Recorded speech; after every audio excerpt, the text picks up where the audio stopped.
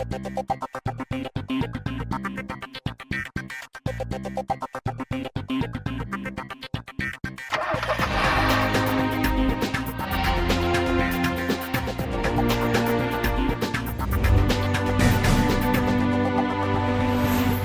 folks, welcome to CNB. I'm Siddharth Vinayak Patankar, coming to you from, once again, sunny California. Yes, we keep coming back here of late because there's lots of drive events happening here. This time, it's a new destination, Palm Springs.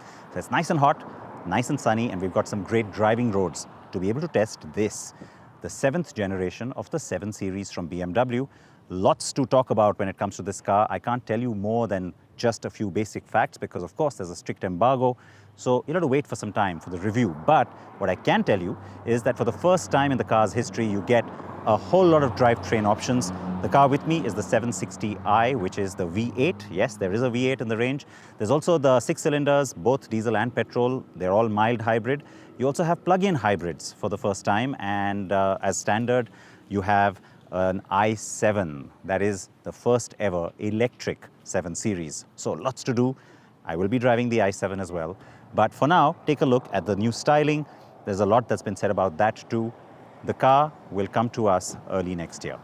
Now with that, let's jump into our top story. It's also an electric, but a much smaller one. The latest from Hero is the Vida brand. Vida is all about electric mobility, and the V1 is the first scooter to come out from this new sub-brand. So we spent some time with it, a lot of curiosity around it. The big question, of course, is how does it ride? Preetham had his first stab with it. Here's that review.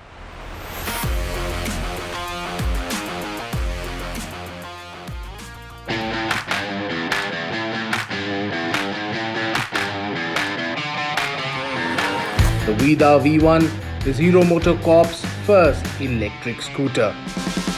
Offered in 2 variants, the Vida V1 intends to shake up the electric scooter segment, and it's presented under a new electric mobility brand vertical, Vida. The top spec V1 Pro has claimed range which is segment best so far, and it promises performance and features to take on the very best rivals in its segment. Our first ride at Hero MotoCorp's test track is brief, and as first impressions go, dynamically, the Vida V1 is quite promising. The riding position is neutral and comfortable. Throttle response is smooth and linear.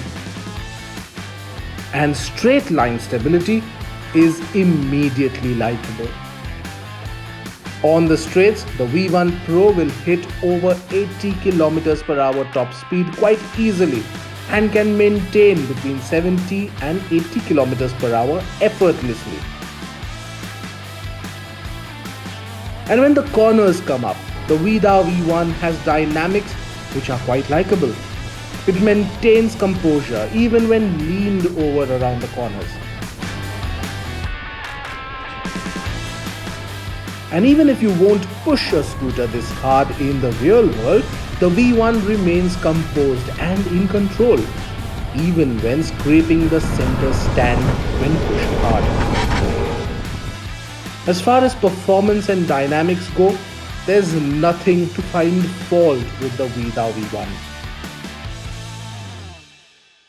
So first things first, let's talk about how the Vida V1 performs. We're riding the top spec V1 Pro at Hero MotoCorp's Center of Innovation and Technology test track here. So it's a control environment, but I saw a top speed of 84 km per hour speedo indicated on more than one occasion. So it will easily do about 80-84 km per hour depending on your body weight.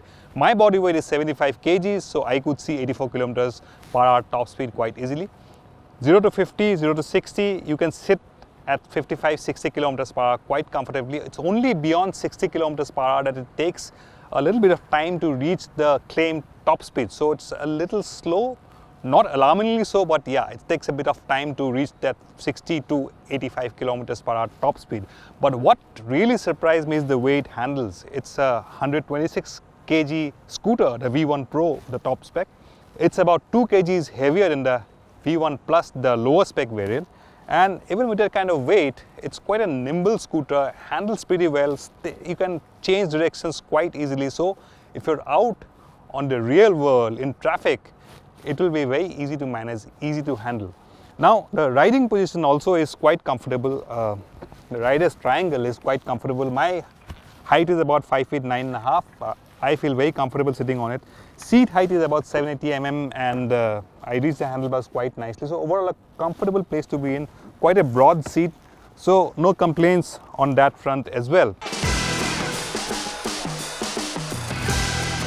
The Vida V1 has a unique design. It has an apron-mounted LED headlight, and the bodywork is a combination of several plastic panels. It's not exactly a sporty design, but it's something different, and the combination of different shapes of body panels gives the Vida V1 a somewhat unique look. The 7-inch TFT touchscreen offers a long list of features.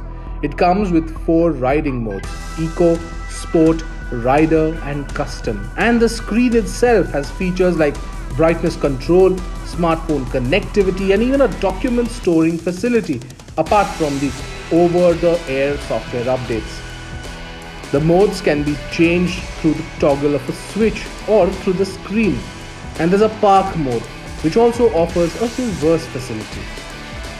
There's plenty of under-seat storage space, which can easily accommodate a full-face helmet.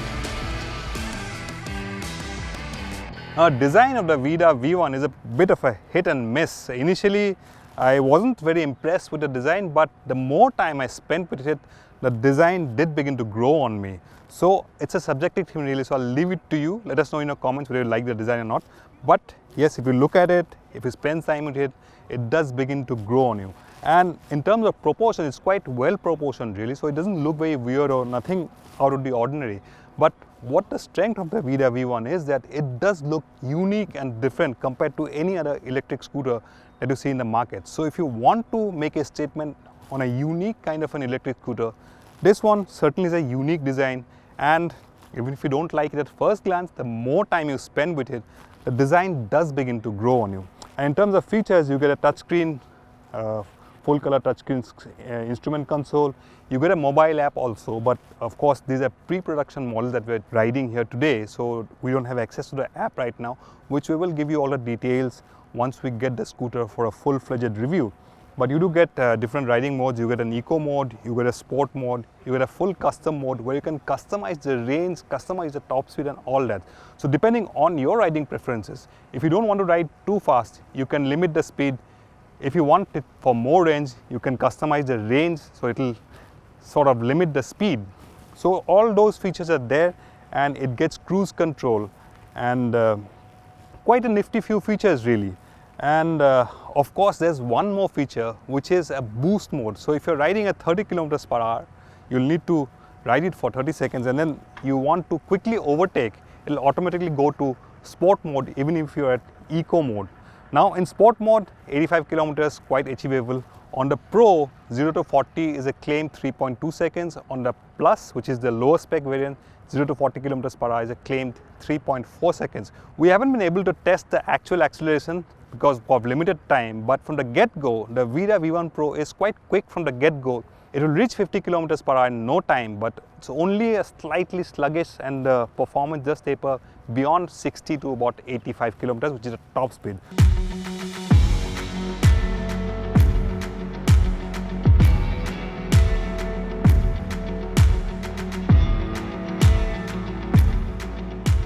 But what matters to the typical electric scooter consumer is range, as well as charging time. The Vida V1 comes with 2 removable batteries, with the top spec Pro variant offering 3.94 kilowatt-hour energy with a claimed maximum range of 165 kilometers. The V1 Plus has slightly less range, but both variants are offered with 5-year standard scooter warranty or 50,000 kilometers. And the lithium-ion batteries with nickel-manganese cobalt chemistry get 3 years or 30,000 kilometer warranty. Now then, what matters for an electric scooter is how much range will it give. Now, According to Hero MotoCorp, the V1 Pro has a claimed range of 165 kilometers on a single charge, while plus the lower spec variant will give you about 149 kilometers on a single charge.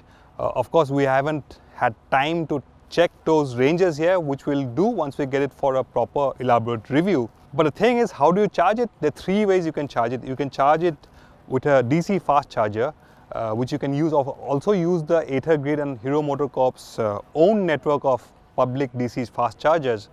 And you can hook up the scooter to this point. If you have a plug point outside your home, leave it for charging. It will charge from 0 to 100% in about 5.5 hours. Third option is the batteries are removable. So you can carry these bottles, park the scooter downstairs, you can carry these batteries to your home or to your office, wherever you may be, and leave them charged for about 5.5 hours, and they'll be charged. And the best part is, two batteries of course, it's 1 and 2. You can also run the scooter on one battery and leave the second battery for charging during the day while you use the scooter. Of course, the range will be halved if you do so.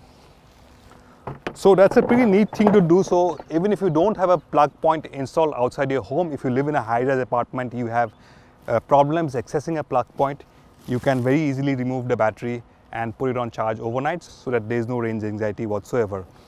During our test ride, very brief test ride, of course about an hour, I started off with about 98% charge on the scooter, and it dropped to about 42-43% charge. But the range has dropped quite a bit. Of course, that's something, it's a pre-production model, this one. So Hero said there will be more improvements on the scooter. So the real range will only get to know once the production models are rolled out. So that's something we'll look to see and test what the real actual range is. But so far, on the handling, on the performance, no complaints whatsoever. The weight distribution is quite nice. Even if you throw it around very nicely, very nimble. And the best part about the V1 Pro is the claimed range of about 165 kilometers. In the real world, even if you get about 120, 110, 120 kilometers, no range anxiety. Like we said, remove one battery, put it on charge, so no range anxiety whatsoever.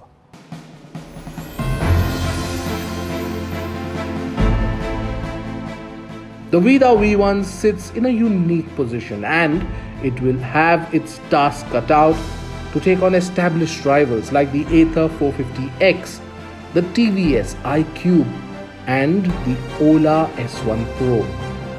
But in the end, despite its claimed range, likable dynamics and performance, the question will remain on its slightly premium pricing and its quality and finish, which somewhat don't feel as premium, at least in the pre-production stage. So that brings us to the question, is the Vida V1 Pro worth 1,59,000 ex-showroom? Yes, the top spec V1 Pro costs about 1,59,000 after FAME 2 subsidies. And depending on the state you buy it, you may be expected to get further subsidies. Like in Delhi, it will cost slightly less than that. Well, this is again a pre-production model that we're riding today very briefly at the test track here. So build quality could have been slightly better considering the premium you pay for it. And even for the V1 Plus, you also end up paying about 1,45,000. On the face of it, it does look a little pricey. But when you think about how you're going to buy it, before you make a buying decision, you can take a test ride of this scooter, keep it for 3 days. Yes, you heard it right. You can do a test ride for 3 days and then take a decision whether you want to buy it or not. And even if you do end up buying it, the company will buy it back at 70% of the cost within 16 to 18 months. Yes, even if you buy it 16 to 18 months, you change your mind, the company will buy it at 70% of the cost. So those two things really make it a compelling choice in the electric scooter market today. And considering Hero MotoCorp's strength and what they're planning with the Vida brand, network, fast chargers, all that jazz, the V1 does have its strengths and it does make for a good choice in the electric scooter segment. But again, we'll reserve our final judgment till we get to do a complete elaborate review out on the road. Because at the test track, we could only see top speed and handling. We don't know what the ride quality will be like over potholes, over broken holes, and we don't know what the actual range will be. So we'll reserve a final judgment, but for now, first impressions are quite positive. The Vida V1 will be delivered to customers starting December in Delhi, Jaipur and Bengaluru. By the end of the year, it will also be offered across other cities. Eventually, its success will depend on the market response, considering it's still one of the priciest electric scooters in its segment right now.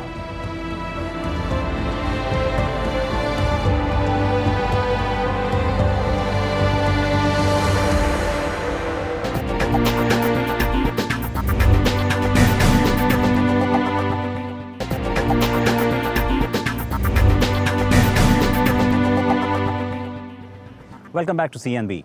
We are talking about the new 7 Series from BMW. This is the latest generation, and today, like I said earlier, I can't tell you anything I feel about the car, but you can certainly take your first look at it. Now let's talk about the XUV300. It's been in the market for some time, but finally we get a really exciting new engine option on that car. Mahindra has brought in the turbo and promises that the car is a lot of fun. Let's find out if that is true.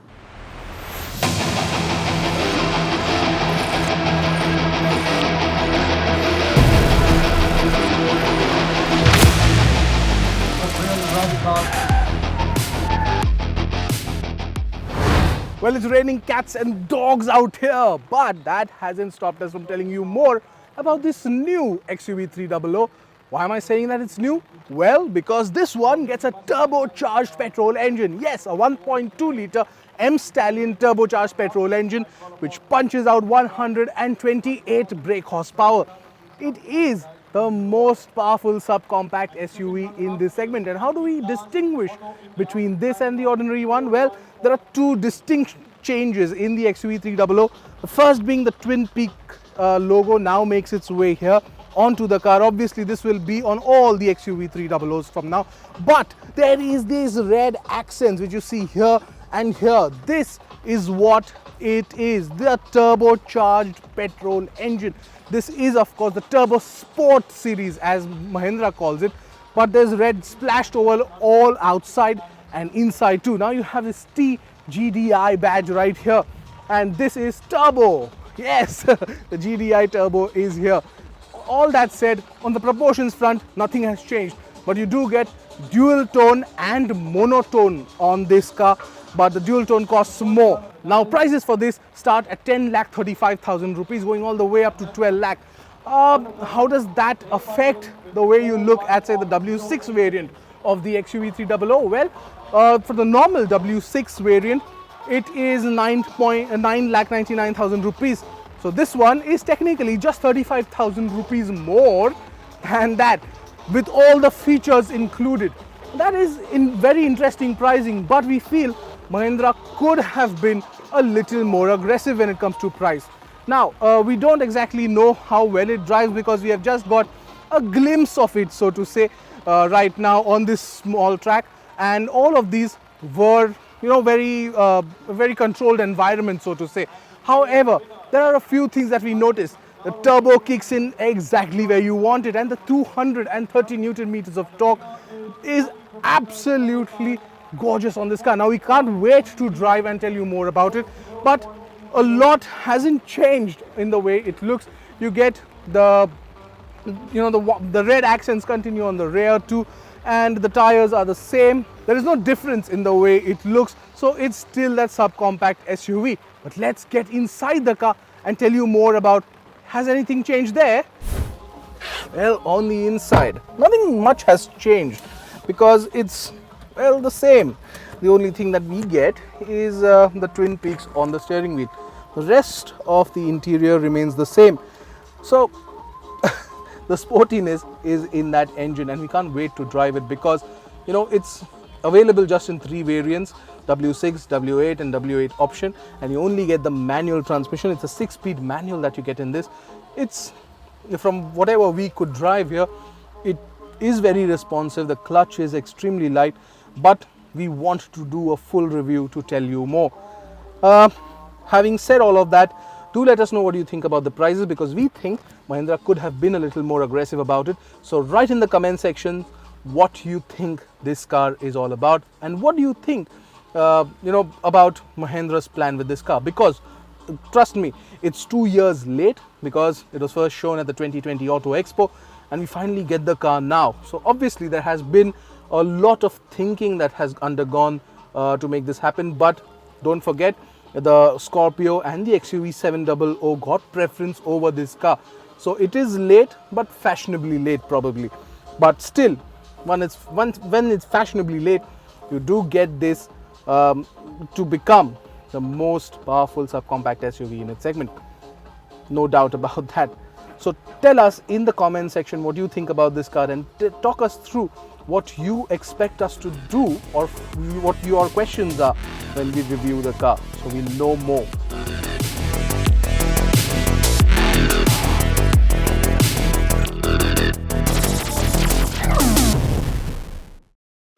It's nice and ample, the new 7 Series. It's grown in height, width and length, and there will be no long wheelbase now. It's going to be this one car for all global markets.